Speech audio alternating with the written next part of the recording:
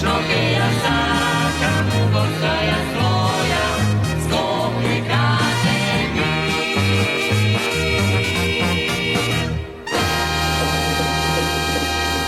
Градоначалникот на општина Газибаба Бобан Стефковски одржа средба со директорите на општинските основни училишта на територија на општина Газибаба на која разговараа за подготвеноста за почетокот на новата учебна година.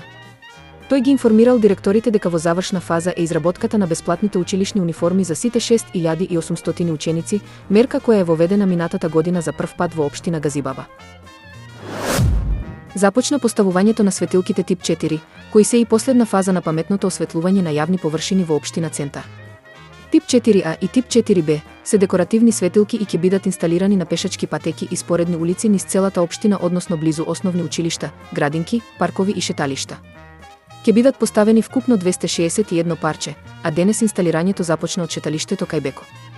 Градоначалникот Горан Герасимовски вели дека ова е последната фаза на поставување на паметни светилки низ делови на општината, а следната фаза е поставување на паметни ормари кои ќе го дадат финишот и крајниот ефект од економичното паметно осветлување.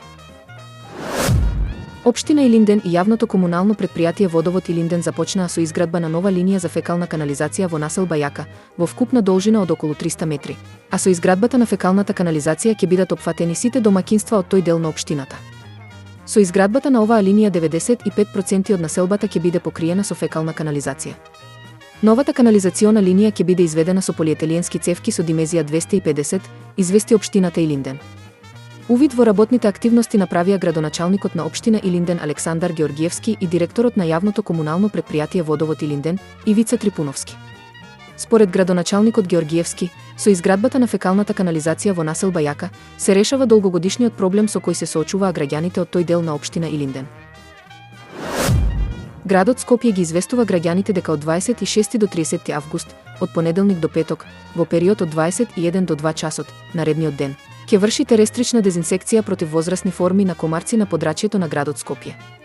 Доколку временските услови не го дозволуваат вршењето на дезинсекцијата, ќе се прска првиот нареден ден, кога ќе бидат поволни временските услови, во истите термини.